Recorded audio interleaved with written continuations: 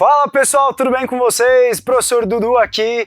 Gente, vamos começar já no gás. Hoje nosso assunto é dilatação térmica, então antes de mais nada, ativa o sininho, deixa o like, compartilha, escreve nos comentários e vamos que vamos sem perder tempo. Povo, estamos aqui, dilatação térmica. Dilatação térmica embarca 3 tipos de dilatação essencialmente. A primeira delas é a dilatação linear, pessoal. Aqui está em um D, por quê? Porque a gente está falando de uma única dimensão. É aquela dilatação que só vai ocorrer em uma única dimensão. Então, imagina a seguinte situação. Eu tenho um fio, uma barra de ferro, e ela tem um comprimento inicial que eu vou chamar de L0 a uma temperatura inicial T0. O que acontece? Quando eu submeto esse corpo a calor, ele vai aumentar sua temperatura. E com o aumento da temperatura, a gente observa um aumento do tamanho desse corpo, uma dilatação. A dilatação nada mais é do que isso. A gente aumentar os espaços aí do corpo. E como que a gente calcula isso? Como que a gente faz para trabalhar isso em termos de conta? Muito simples, vem cá. Eu vou dar uma sumidinha, mas eu já volto. A dilatação linear, essencialmente a gente calcula como? Variação do meu comprimento é igual ao meu comprimento inicial vezes uma constante aqui que eu vou colocar de alfa e eu já vou explicar o que é para você, vezes a variação de temperatura. Onde que a gente pode ver isso? Trilho de trem, né? Eu dei o exemplo aqui, que é um exemplo bem real. Trilho de trem. Antigamente, quando eram montadas as ferrovias, nem sempre o pessoal que montava dava o espaçamento correto. Então o que acontecia? Imagina aqui, tá trilho sobre trilho. Esquentou um pouquinho, isso aqui aumenta, acaba dando problema, pode causar um acidente, enfim. Então o que acontece? Normalmente os trilhos de trem são um pouquinho mais espaçados entre si, justamente para que quando houver esse aumento, essa dilatação, a gente não tenha a sobreposição dos trilhos. Tá? Exemplo bem bacana. Então, reforçando, variação do comprimento é igual ao comprimento inicial vezes esse alfa. Que é esse alfa aqui, coeficiente de dilatação linear, representado por alfa, cuja unidade de medida é o inverso do grau Celsius. Só isso, Dudu? Só isso, meu. Olha que fácil. Mais fácil que isso, só 2 disso. Literalmente, porque agora a gente vai falar da dilatação superficial. E como o próprio nome está dizendo, é uma superfície, é uma região do espaço 2D. Aqui, Então, digamos o seguinte, inicialmente eu tenho uma área A0, que eu vou chamar de área 0, a uma temperatura T0. Provoquei um aumento, forneci calor de alguma forma para esse sistema, essa área vai aumentar, essa chapa vai aumentar, adquirindo um tamanhozinho final, né? Uma área final. E é praticamente idêntica à dilatação linear. Se você manjou a dilatação linear, você vai manjar também a superficial.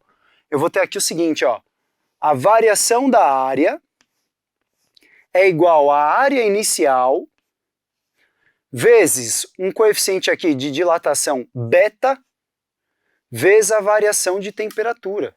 Cara, é muito parecido mesmo, né? Aonde que a gente observa isso? Em indústrias, na produção de chapas metálicas, ou às vezes você pode até observar, gente, no anel. O anel, dependendo do dia, está muito frio, às vezes fica mais difícil de tirar do dedo. Por quê? Porque ele está sofrendo aí, não é bem uma dilatação, né? Uma compressão por conta do resfriamento. Aqui, vamos colocar anel, chapa. Legal? E daí, o que é esse beta? O beta é praticamente idêntico ao alfa. É um coeficiente de dilatação, só que agora superficial. E como que a gente calcula ele? O beta, gente, é 2 vezes o valor de alfa. Dudu, só isso? Só porque são 2 dimensões? Exatamente isso, Padawan. Então se liga aí, Temos o primeiro tipo de dilatação, dilatação linear, cuja expressão é ΔL, variação do comprimento, é igual ao comprimento inicial, vezes o coeficiente de dilatação linear, vezes a variação da temperatura. Dilatação superficial, variação da área é igual à área inicial, vezes o beta, que é o coeficiente de dilatação superficial, 2α, vezes a variação da temperatura. Eu vou dar uma sumidinha rápida, só para você tirar um print dessa lousa linda que deu tanto trabalho fazer. Então, tira esse print aí, já volto. Tirou? Ah, se você já tirou, então deixa eu apagar essa lousa que agora a gente vai falar sobre dilatação volumétrica. Até daqui a pouco, peraí. Voltando aqui, pessoal, então, ó, vamos lá. Estamos aqui, ó, dilatação volumétrica, a terceira dilatação que a gente vai estudar hoje. Acontece em 3D, né, em 3 dimensões. Pessoal, imagina a seguinte situação, eu tenho um certo cubinho com um certo volume V0 a uma temperatura T0. E daí, em algum momento, eu forneço calor para esse sistema e ele passa a esquentar até uma temperatura final TF. Com isso, o comprimento dele em todas as dimensões vai se expandir, vai dilatar, ou seja, dilatação volumétrica. E a formulinha para calcular isso, gente, não poderia ser outra que não. A variação do meu volume é igual ao meu volume V0 vezes um coeficiente de dilatação volumétrica, gama, vezes a variação de temperatura. Aff, Dudu, é tudo a mesma coisa. De fato, cara, isso que é a parte bonita, porque fica muito fácil. Se você sabe dilatação linear, automaticamente você sabe a dilatação superficial. E automaticamente você vai saber a dilatação volumétrica. Né? Vamos até pensar um pouquinho sobre esse coeficiente de dilatação volumétrica. Pô, linear era o alfa. Superficial era o beta, que era 2 vezes o alfa, 2 dimensões. E o terceiro, né, o gama aqui, quanto será que ele vale? Se você pensou 3 vezes o alfa, parabéns, você pensou muito bem, tá certinho, gente. Então, ó, o coeficiente de dilatação volumétrica gama, ele vale 3 vezes o valor de alfa. Aff, mais fácil que isso, já falei 2 disso, então vamos embora. Exemplo disso, gente, a gente vai fazer um exercício daqui a pouco em que vocês vão ver como que isso aparece, tá? Mas normalmente é um recipiente com algum líquido dentro, e isso, quando submetido ao calor, vai se expandir. Então, ó, temos até um caso muito específico da dilatação volumétrica, quando a gente pega um líquido dentro de um recipiente. Então, inicialmente, o meu líquido ocupa o mesmo volume desse recipiente. Pode ser água, pode ser qualquer metal, na verdade, pode ser qualquer coisa, a uma temperatura T0. Forneci calor para esse sistema, o sistema como um todo vai dilatar, né? De forma que o volume final desse recipiente é X, e esse volume do líquido, que acabou se expandindo também, sofrendo dilatação, acabou transbordando aqui para um outro recipiente. Isso no exercício normalmente aparece, sabe-se que tanto escapou do recipiente. Bom, o que vai acontecer? Como que a gente vai calcular a dilatação real desse líquido? Então, a dilatação real do líquido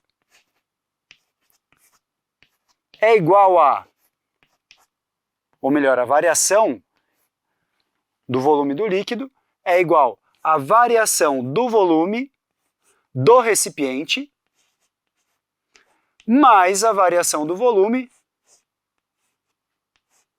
desse líquido aqui que transbordou, do transbordado.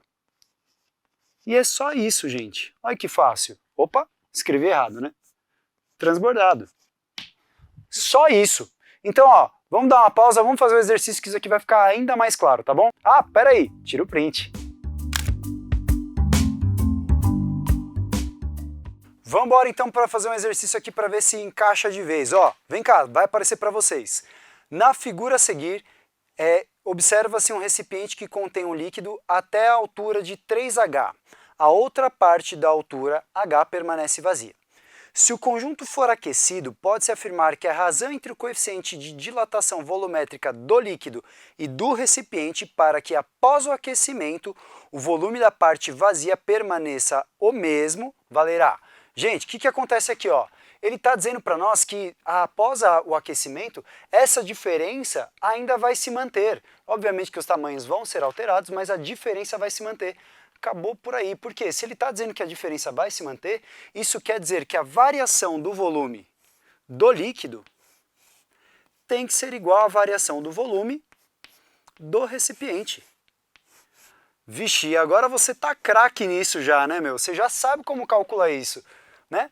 Por quê? A gente sabe que a variação do volume de um líquido, de um corpo, né, em 3 dimensões, ele vai ser dado por V0 do líquido vezes o coeficiente de dilatação do líquido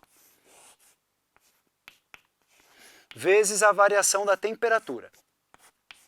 E a gente sabe que o mesmo vai acontecer com o recipiente. Então, V0 do recipiente vezes o coeficiente de dilatação volumétrica do recipiente, que eu vou abreviar só para γR, vezes a variação de temperatura. Cara, o sistema vai ser submetido à mesma temperatura. Então, aqui ó, já era. Pau, corta. E o volume? Bom, volume é fácil também. Lá em matemática, você sabe que volume de qualquer superfície, essencialmente falando, é a área da base vezes a alturinha. E perceba, tanto para o líquido quanto para o recipiente, a área da base vai ser a mesma. Então eu já vou tacar-lhe pau aqui, ó. Vai sobrar o quê? A relação da altura.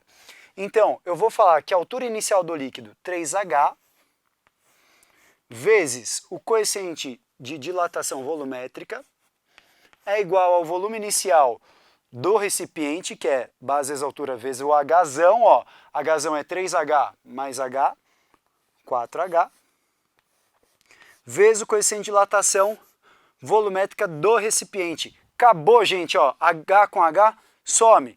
Eu quero líquido sobre o recipiente. Vem cá, ó.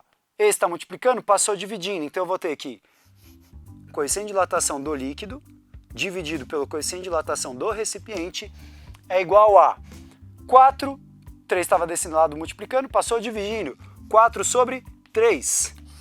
E é isso aí, gente. Não deixa de curtir, compartilhar, tira print do exercício se for necessário. Agora eu consigo aparecer aqui. E até a próxima. Beijo, tchau! Estude.